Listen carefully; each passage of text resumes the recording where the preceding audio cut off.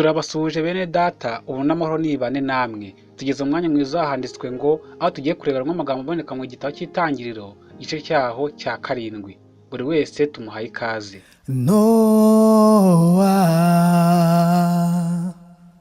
Nowa yavuze igihe kinini ko imvura izagwa, baramuseka, kandi aribwo butumwa yari yahawe n'Uwiteka, kugeza ubwo Nowa n'umuryango binjira mu nkuge. Umwuzure uraza burya kutumvira biragatsindwa. Byavuzwe kuva kera yuko imvura izagwa, imyaka 120 irashira imvura izagwa. Umusaza arasakuza, yababa we imvura izagwa, ye imvura izagwa, ye imvura izagwa, nimwinjire imvura izagwa, ye imvura izagwa, yerere imvura izagwa, ye imvura izagwa.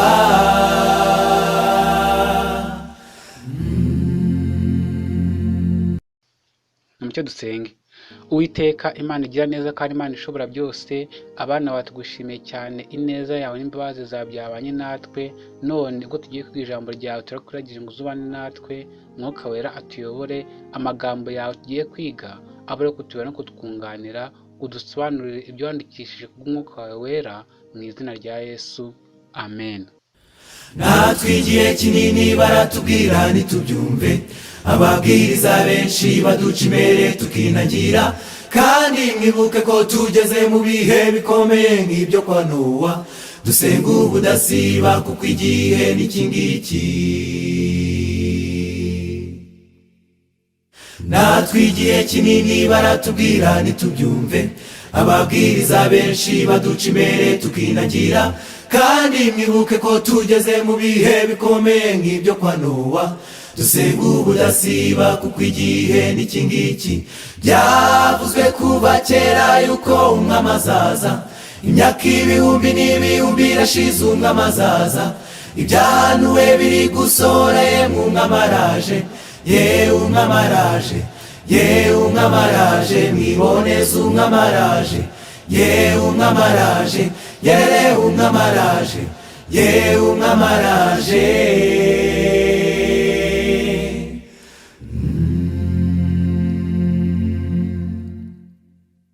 Byavuzwe kuva kera yuko umwami azaza, imyaka ibihumbi n'ibihumbi irashize umwami azaza.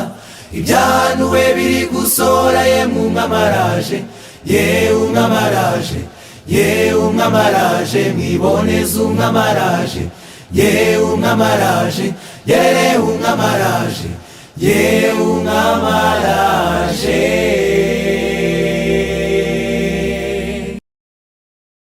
Itangiriro igice cya 7 ku murongo wa 1 kugeza ku wa 3 haragira hati: Uwiteka abwira Nowa ati, injira mu nkuge n'abo mu nzu yawe mwese, kuko ari wowe nabonye ukiranuka mu maso yanjye muri iki gihe.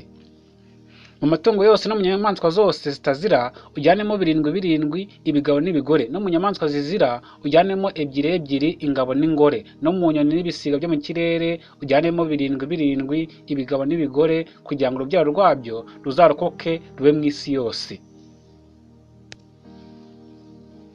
Mu bihe byose Imana yaburiye abantu ibyerekeye igihe cy'urubanza cyenda gusohora, kandi mu bihe byose abagiye bizera ubutumwa bw'Imana kandi bakagira ibikorwa byo kwizera, bakumvira amategeko yayo, bakize ibyago byageze ku banze kwizera kandi bagasuzugura Imana. Uwiteka abwira Nowa ati, injira mu nkuge n'abo mu nzu yawe mwese, kuko ari wowe nabonye ukiranuka mu maso yanjye muri iki gihe. Nowa yumviye Imana arakira. Ubutumwa bwageze kuri Loti buvuga ngo, nimuhaguruke muve aha hantu, kuko Uwiteka agiye kurimbura uyu mudugudu. Kuko wandika mu Itangiriro igice cya 2 ku murongo wa 1 n'Itangiriro 19 ku murongo wa 14. Loti yemeye uburinzi bw'abamarayika baturutse mu ijuru maze arakira. Abigishwa ba Kristo baburiwe ibyerekeye kurimbuka kwa Yerusalemu, kandi abakomeje kuba maso bakareba ibimenyetso byo kurimbuka kwa Yerusalemu barahunze bava mu murwa, bituma bakira. Natwe rero tuburirwa ibyo kugaruka kwa Kristo no kurimbuka kw'isi. Abakomeza kuba maso bakazirikana ubwo butumwa bazakira. Biri muri Fuzwe byose, paje ya 634. Kubera ko tutazi isaha n'umunsi azagarukiraho, dutegekwa kuba maso. hahirwa abagaragu shebuja azaza agasanga bari maso, kuko tubona muri Luka 12 ku murongo wa 37. Ababa maso bategereje kugaruka kwa Yesu ntabwo bicara bakora ubusa. Gutegereza kugaruka kwa Kristo gukwiriye gutuma abantu batinya Imana, bagatinya imanza zizacirwa abanyabyaha, kandi gutekereza Kristo gukwiriye gukangurira abantu gusobanukirwa iby'icyaha gikomeye cyo kwirengagiza impano ikomeye y'imbabazi. Abategereje kugaruka k'umwami batunganya imitima yabo babikoresheje kumvira ukuri, baba maso kandi bagakora, kuko bazi ko umwami ageze ku rugi. Bagira umwete wo gufatanya n'abakozi b'ijuru mu kugeza agakiza ku bazimiye. Abo ngabo ni ibisonga bikiranuka by'ubwenge shebuja azasigiraho mu rugo rwe ngo abagerere igerero igihe cyaryo. Biri muri Luka 12:42. Babwira abantu ukuri gukenewe muri iki gihe, nk'uko Henoki, Nowa, Aburahamu na Mose bavuze ukuri mu gihe cyabo, niko abakozi ba Kristo muri iki gihe baburira ab'iki gihe. Biri mu gitabo cyitwa Inkuru ya Yesu, paje y'180 ndetse n'181. Uko abakiranutsi bahanga amaso kugaruka kwa Kristo, bazavuga ngo iyi niyo Mana yacu twategerezaga, niyo izadukiza, nk'uko biri muri Yesaya 25 ku murongo wa 9. Muri iki gihe abantu bari gukora ibihwanye n'ibyo mu gihe cya Nowa: inda nini, ukutirinda, ingeso mbi zo kwishimisha, ibikorwa byo gusayisha byujuje isi ugukiranirwa. Mu gihe cya Nowa isi yarimbujwe amazi. Ijambo ry'Imana ryigisha ko muri iki gihe isi igomba kurimbuzwa umuriro.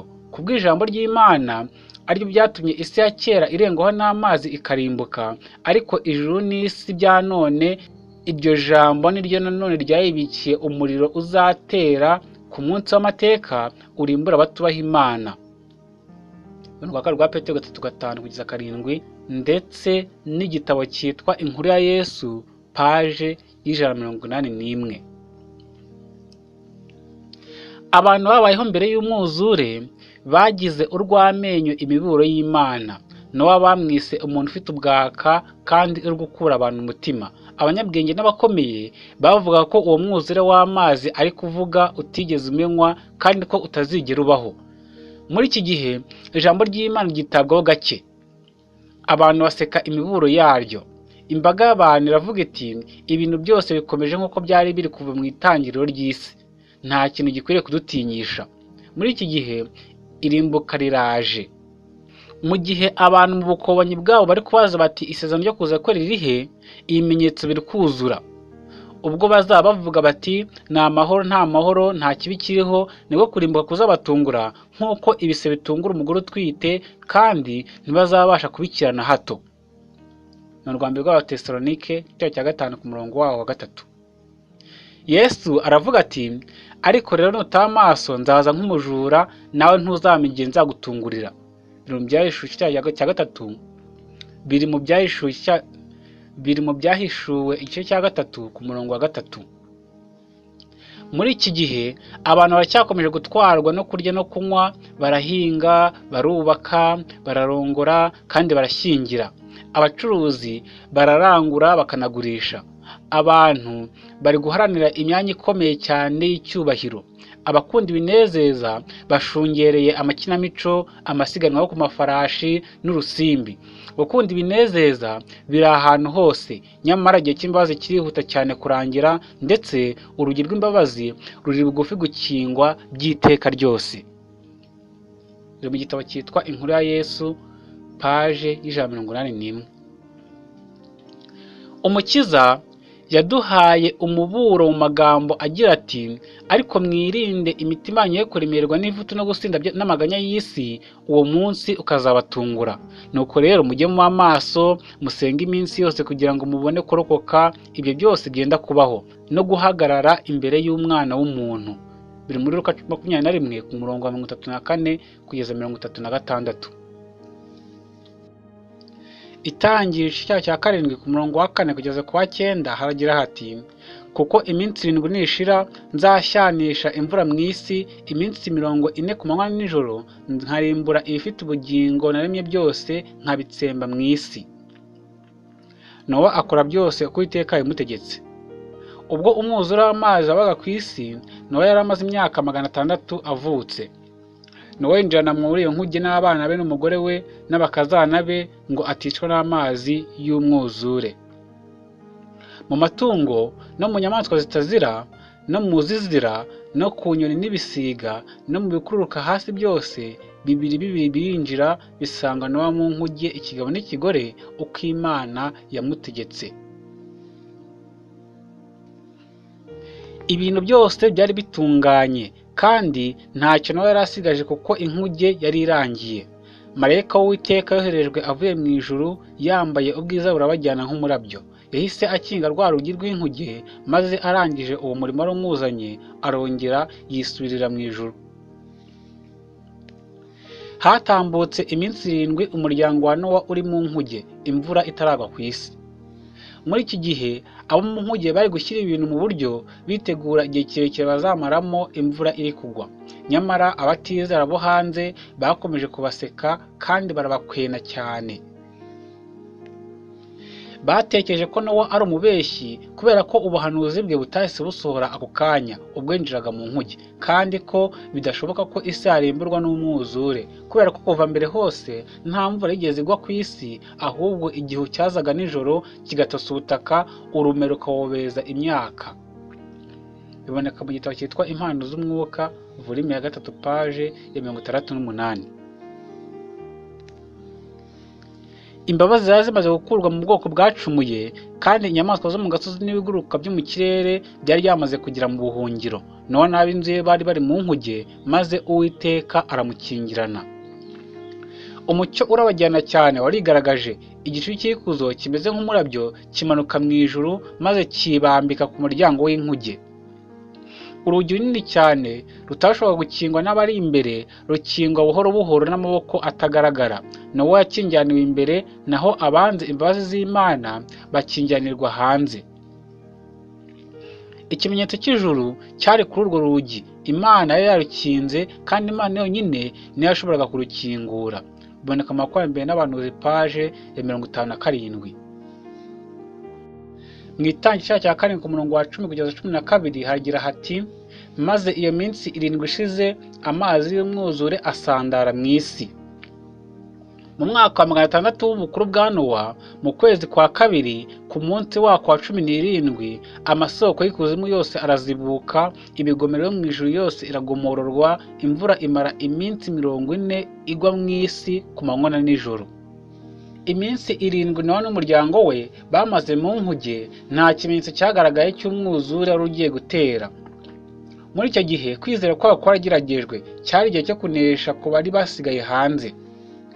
Uko gutinda kwabaye igihamya cy'ibyo bizeraga ko ubutumwa bwa Nowa ari ibinyoma, ko nta mwuzure uzabaho. Nubwo batitaye ku byo bari bariboneye, inyamaswa n'inyoni byinjira mu nkuge, na marayika w'Imana akinga urugi, bikomereje imikino no kwinezeza, ndetse bigakomeza guhinyura imbaraga z'Imana.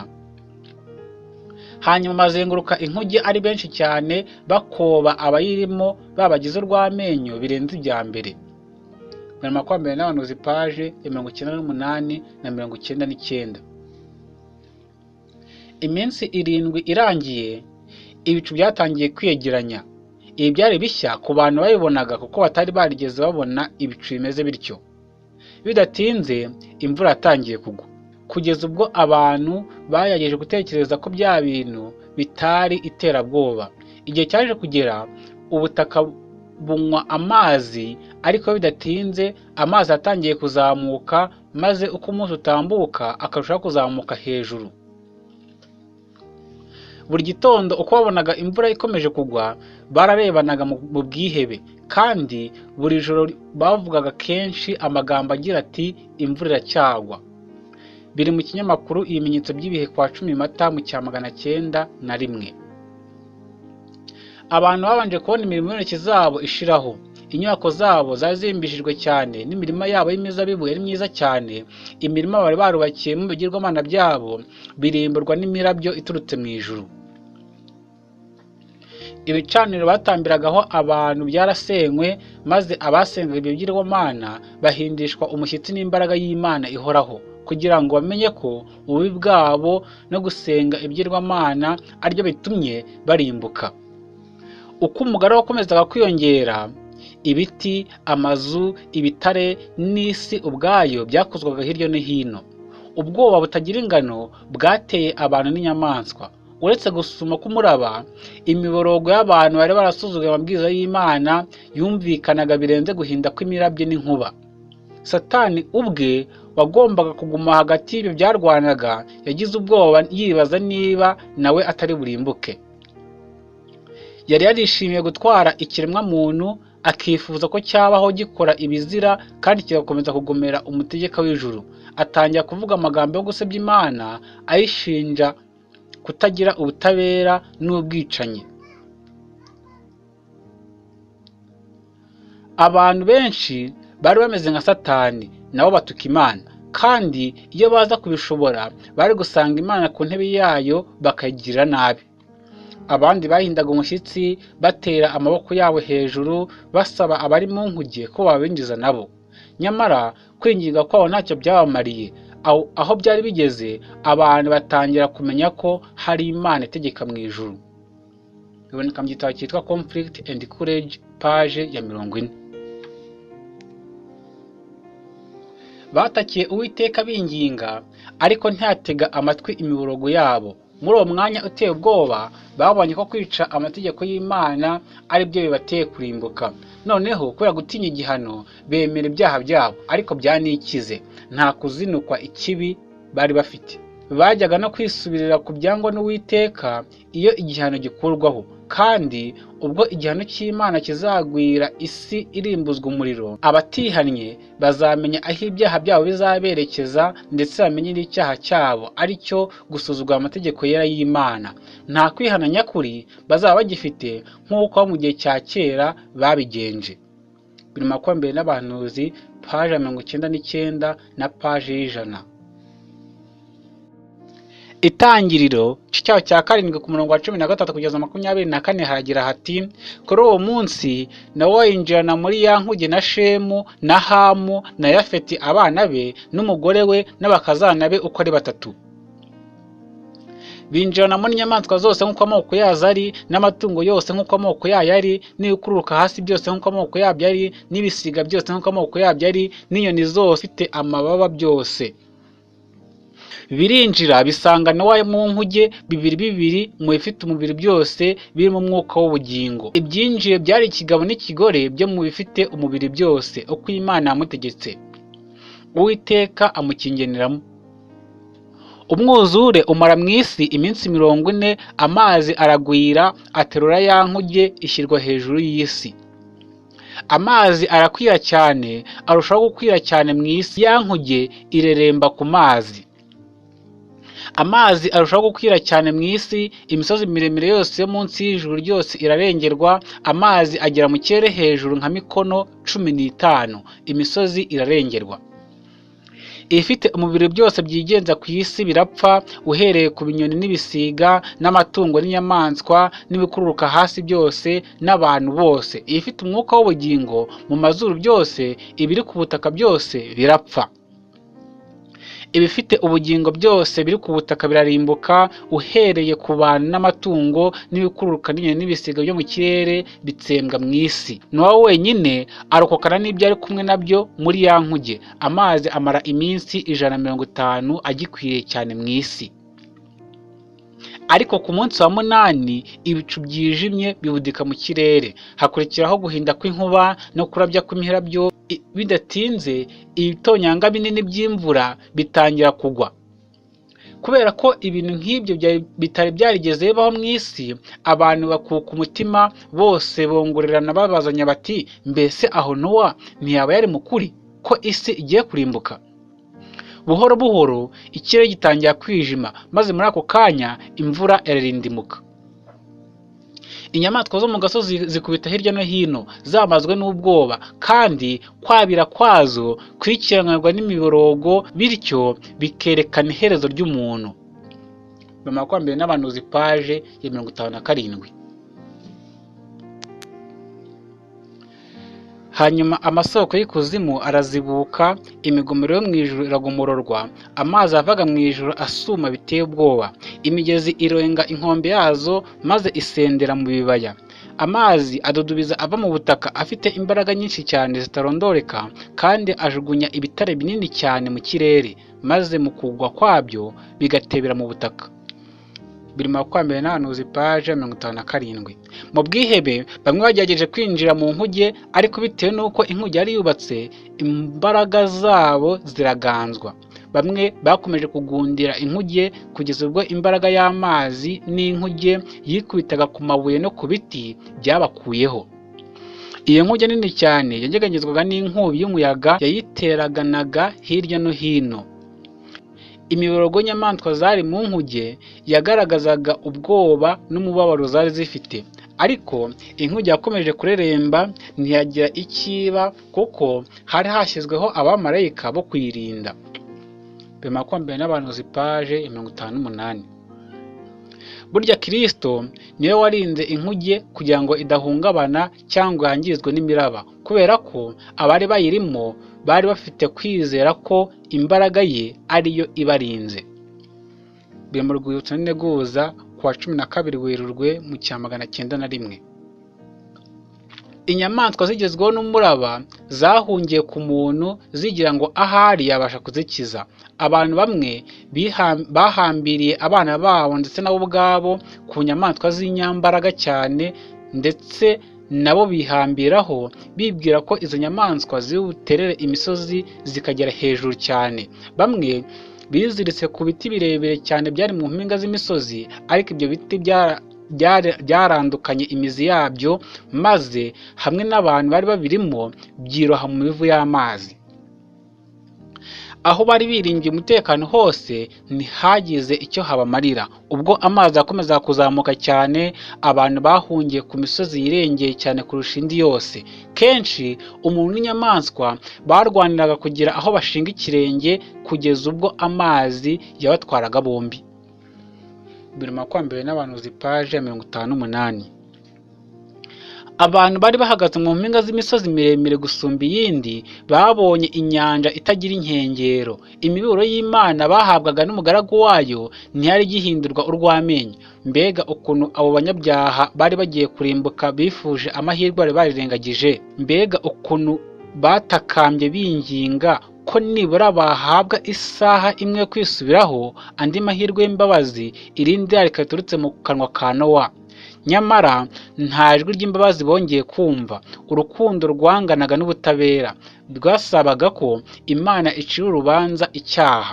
Amazi yihimuye kuri abo banyabyaha abatsembaho, maze abahinyuraga Imana bashirira mu mwijima w'icuraburindi. Biri mu Bakurambere n'Abahanuzi paje 58. Ni mucyo dusoreza aha ngaha handitse ngo uyu munsi turaritse Imana Mwuka Wera ngo abe ariyo kudusobanurira, kandi Uwiteka Imana akomeze kudushoboza komeza gutekereza ku ijambo rye. Dusenga Imana. Data wera, Uwiteka Imana igira neza, urakoze cyane kuko wabanye natwe muri uno mwanya w'ijambo ryawe. None tugusabye kutwumvisha ibyanditswe byera, ukomeze kubidusobanurira, uduhe imbaraga n'umutima wo gukunda ijambo ryawe no kugira nyambere muri byose. Utwifashirize ko nta kikunanira, kandi ikirutaho uduhe kuba amaso n'ibihe bikomeye by'imperuka. Uturinde kwinangira imitima no kwanga imiburo yawe nk'uko abakera babigenjeje, ahubwo uduhe kubera indahemuka no kubera abakiranutsi bakubaha nk'uko Nowa byari bimumereye. Natwe tubashije kubaha no kubahisha mu mibereho yacu buri munsi nka Nowa. Aho kandi ukomeze kuturinda kwinangira, ahubwo tubashe kwakirana ibiganza byo kwizera imiburo utwoherereza ko bwije n'uko bukeye. Tubisabye twizeye mu izina rya Yesu, amen.